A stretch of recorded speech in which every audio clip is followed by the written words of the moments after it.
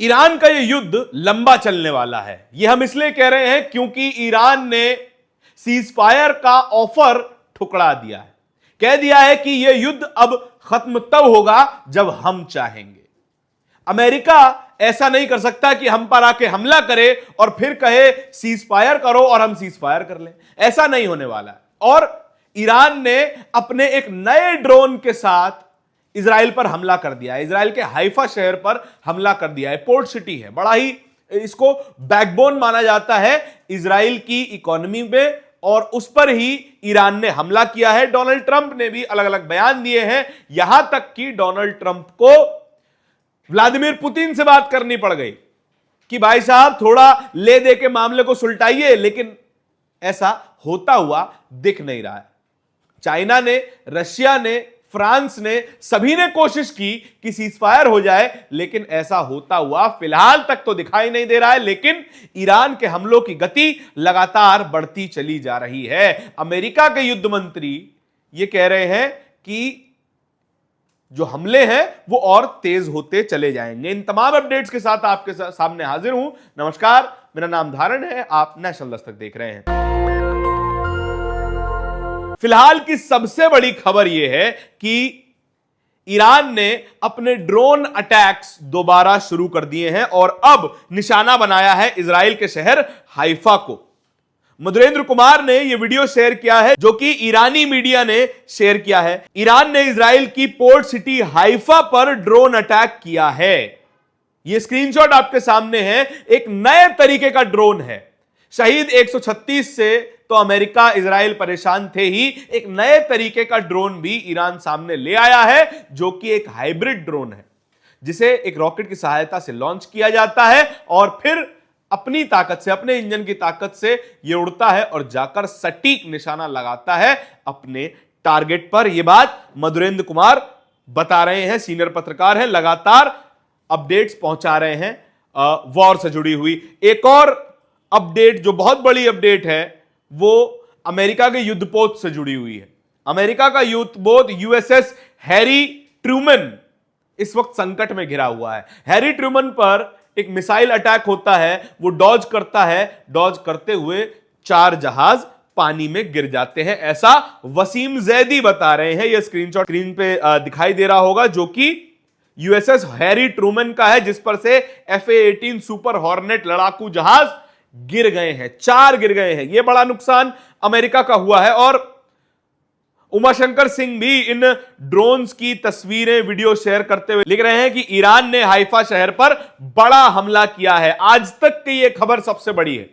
सबसे बड़ी खबर आज तक प्रोवाइड कर रहा है, वो कह रहा है कि ईरान ने युद्ध विराम से किया इनकार। ईरान ने रूस, चीन और फ्रांस का अनुरोध ठुकरा दिया है।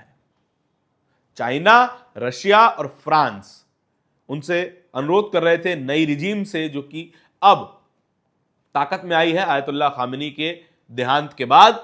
मुश्तबा खामेनी ने यह ऑफर ठुकरा दिया है। कह दिया है कि अब युद्ध तब खत्म होगा जब ईरान चाहेगा। यह सबसे बड़ी खबर आ रही है।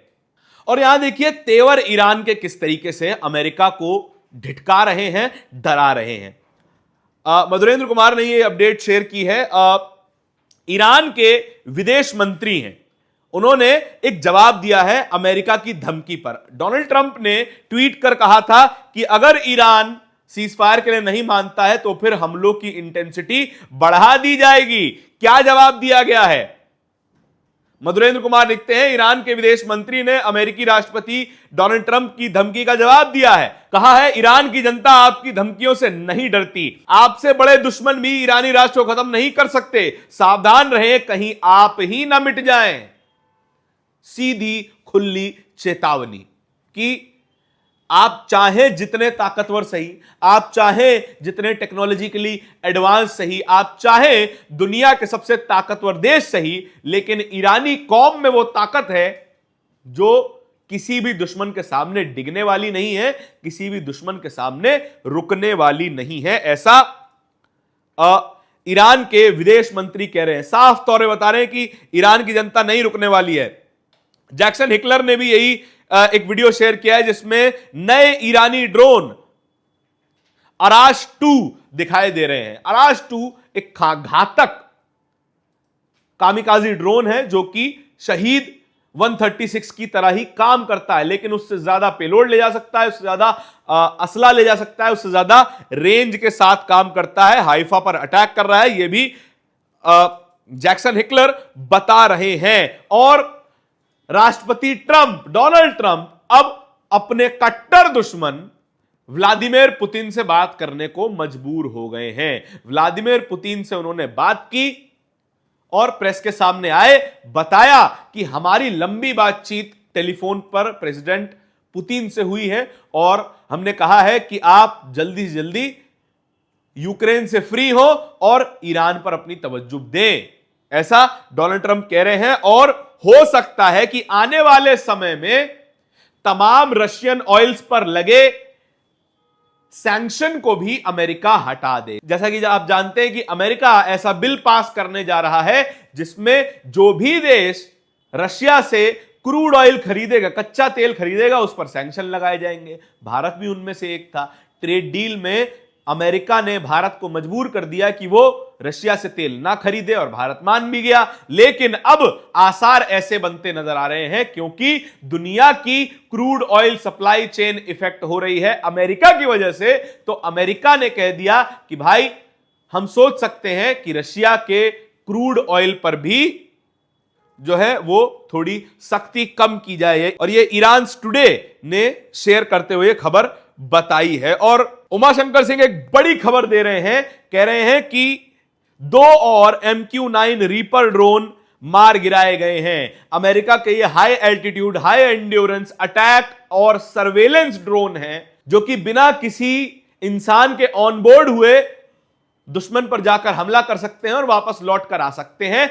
ऐसे ड्रोन मार गिराए गए हैं। अब कुल मारे हुए ड्रोन की संख्या 11 पहुंच चुकी है, यानी कि ईरान ने अभी तक अमेरिका के 11 MQ-9 रीपर ड्रोन गिरा दिए हैं और उसका नुकसान हुआ है $330 मिलियन का।